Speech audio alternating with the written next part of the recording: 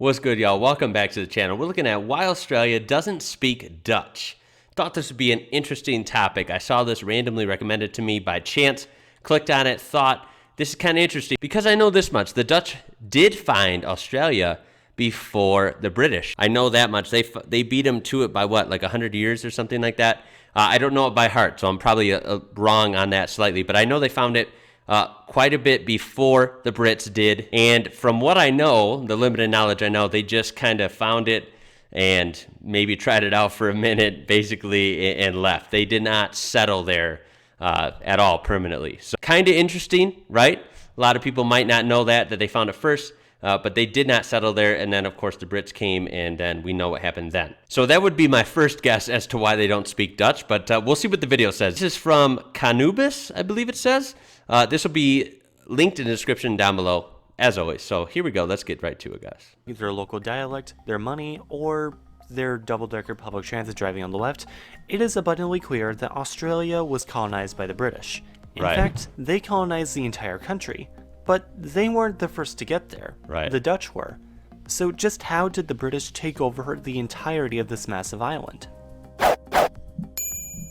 Since ancient times, European scholars and geographers and the like all speculated about there being some kind of giant landmass at the southernmost edges of the world. After all, there was clearly a lot of land to the north of the equator, so there must be at least as much land to the south, you know, just to balance everything out. This is basically how Europe thought of the map of the world until they decided to actually go and explore that big ball. Of course, Australia, one such theorized landmass, had already been settled for tens of thousands of years by numerous different people groups, all with their own languages which sounded nothing like English. So what happened that changed all that? Well, for that, we are going to have to start at the beginning of European colonialism, or, well, actually the middle. Basically, now that the Americas and much of Africa and Asia had already been colonized by different powers, many of these countries started businesses to make money off of these far-flung territories. Among the most prolific of these was the Dutch East India Company, or the VOC. Crucially for this, basically the only large territory that the Dutch Empire was able to hold on to was of course Indonesia, which became the source of many of the lucrative spices that the VOC would ship back home. Of course, in a primitive time before the transporter was invented, you still had to get from the Netherlands to Indonesia. This involved going down the Atlantic, past Africa, and down to around the 40th parallel south, where traders would then take advantage of a trade wind known as the Roaring Forties. This became known as the Brouwer Route, and involved ships knowing when to depart these winds and head north towards the East Indies, which is kind of hard to do if you hadn't already spotted St. Paul Island or the randomly named Amsterdam Island. Because of this, many a Dutch trader would get lost and bump into the west coast of Australia. Some of these shipwreck merchants, however, would take note of this brand new island and would name it New Holland. They also found a couple islands nearby and named them after another Dutch province. New Zealand. So yeah, there's one key point to why the Netherlands didn't fully settle Australia. Western Australia kind of sucks. I mean, I'm sure the people there are nice, but... What did he just say? Look, I know I'm not from Australia. I know I haven't even set foot technically in Australia, but I've learned a lot, and I do love Australia, and Western Australia, come on. From what I've seen, it's beautiful. If he's going to say it's remote and it's a lot of desert and then, you know, blah, blah, blah, right? Come on, dude. Western Australia is awesome. Perth is awesome. The people from Western Australia that I have talked to and that have sent me packages and all these commented on my videos, all these different things. Come on, Western Australia is as good as anywhere. What are you talking about here? What's he going to say? What's he gonna say? Come on. Western Australia kind of sucks. I mean, I'm sure the people there are nice, but it should be pretty revealing as to how few of them there are. Enter the British. That's just how the U.S. is. The Western U.S. is. Look at those funny maps, right? The interesting maps. Like 70% or 80% or something of like Americans are in the Eastern U.S. The Western U.S. is really desolate compared to the East.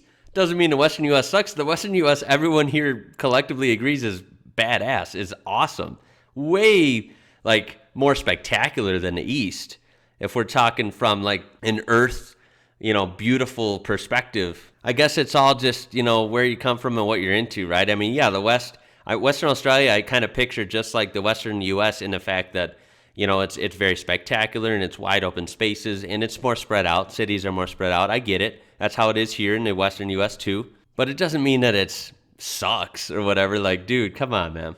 I don't know. Maybe I'm ranting too much, guys. Here we go. It should be pretty revealing as to how few of them there are. Enter the British. From 1768 to 1771, James Cook made a landmark voyage around the world, specifically around the southern parts of the world. He started, naturally, in Britain and immediately headed down around South America and through the South Pacific, discovering Australia from the other side. You see, if there's anything you should know about how Australia is structured geographically, it's that it is mostly barren and empty, except for this very fertile crescent in the southeast that we can't actually call the Fertile Crescent because it's already taken. Damn it! This map should show exactly what's going on though. It's a map of the average population density throughout Australia. Right, and I you'll know. notice that most Australians live near the coast of South Australia, Victoria, New South Wales, and Queensland. Oh, and of course, some people in Tasmania. This only becomes more Right, and yeah, there's more people there. I'm sorry, that doesn't mean Western Australia sucks. Just because there's visible more if people we in look the at the east. locations of Australia's 17, all with a population greater than 100,000. In decreasing order, they are Sydney, Melbourne, Brisbane, Perth, Adelaide, Gold Coast, Newcastle, Canberra, Sunshine Coast, Wollongong, Geelong, Hobart, Townsville, Cairns, Darwin, Toowoomba, Okay, oh my god. Geelong. Hey, to be fair, I pronounced that wrong a lot too, but it's definitely Geelong. Okay, I'll stop. and Ballarat. Jeez, how non-Australian do I sound now? Only 2 of these cities, Perth and Darwin, lay in the western half of the country. This sole fact, combined with the difficulties of just getting to this part of the world and making it back alive, explain why the Dutch never colonized New Holland, but why the British did colonize Australia. In short, this is why the most visible source of Dutch influence in Australia is of course fairy bread. So just keep this in mind as we get back to the history. So, when we last left off, not Captain James Cook was finishing his first voyage around the world in 1771. But what's this? The 1770s? Oh, I think I know what this means for Britain's colonial interests.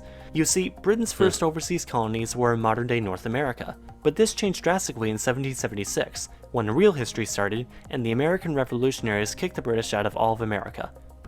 Most of America. Then Britain remembered about that new fertile land they had just found down south, and also needed to relieve their overly packed prison systems, and so established a penal colony in Botany Bay, down in the rugged, unforgiving wastelands of Sydney, establishing the colony of New South Wales in 1788. For the first few decades though, the British actually decided not to completely jump into taking over everything they saw. They would do that in the 19th century. However, at first, the wow. British only claimed everything on Australia east of 135 degrees east. Then came the mid-19th century, when the British then expanded their claims to the rest of the island, with the establishment of Western Australia. Then blah blah blah, the colonies turned out to be actually quite livable, they united together, minus New Zealand and Fiji, and created a new commonwealth to get more rights and political distance from Britain, and now their country. Now, admittedly, this is an incredibly narrow scope of Australian history, which is actually Yeah. incredibly vast in its own right. But anyone who saw my old History of Australia video that I made just about a year ago, or at least before I enlisted it, knows what happens when I try to talk about all of Australian history as an ignorant American. I apparently just make a bunch of dumb jokes and talk more about the Emu War than actual history. This video, however, was just about a specific part of Australian history. If you wanted to learn more about Australian history, I would either recommend this video by Sweeney, who has the unique advantage of actually being Australian, or this longer video by the late Bring for Breakfast. This video wasn't really collab or anything, their videos will just probably answer more questions that you might actually have about Australian history, but hey, at least now you know why this massive land only speaks one language. That's gotta count for something. As always, thanks for watching. Please be sure to like and subscribe. Okay, well that was these videos are always interesting, right? You never know what to expect. That was a little bit interesting, I guess. It fell a little short. But anyway, check this out. It will be linked down there. I don't want to say like I'm saying this was bad or anything. It wasn't. I'm a fair person, right? I'm just being honest and stuff. You know, basically we can just we could just sum it up like this. The Dutch came to Western Australia, and at the time, you know, a long time ago, right, didn't look as inhabitable or as inviting. And they left, and then the Brits happened to come in on the East Coast, which looked at face value better and more habitable and all these different things. So there you go. more British things stuck until, you know, it became a Commonwealth. And now, of course, now they're more distant from Britain, you know, they're not part of the UK, blah, blah, blah. We know the history. So yeah, there's still a little bit of Dutch influence, like minuscule, right? Minuscule, we could say. And then there's, of course, British influence, and now modern day, everything's mixed. So yeah, there's Australian influence other places, there's American influence there's kind of, you know, Italian, Greek, Asian influencers, everything sprinkled in, right? Everything. So I rarely, God, I rarely say this on my reaction videos, but hope you enjoyed that. It fell a little short. I apologize if that was a little kind of just like not shocking, like a little boring, dare I say.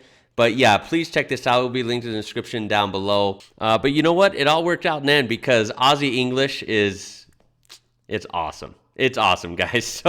So go ahead and tell me your thoughts down below. Make sure to throw a thumbs up on this video. Get it pumped up in the algorithm and subscribe for more stuff like this. Appreciate you watching. Check out the description for this original video and other ways you can support my channel. My name is Ian. You're watching IWrocker. Till next time, guys. I'll catch you later.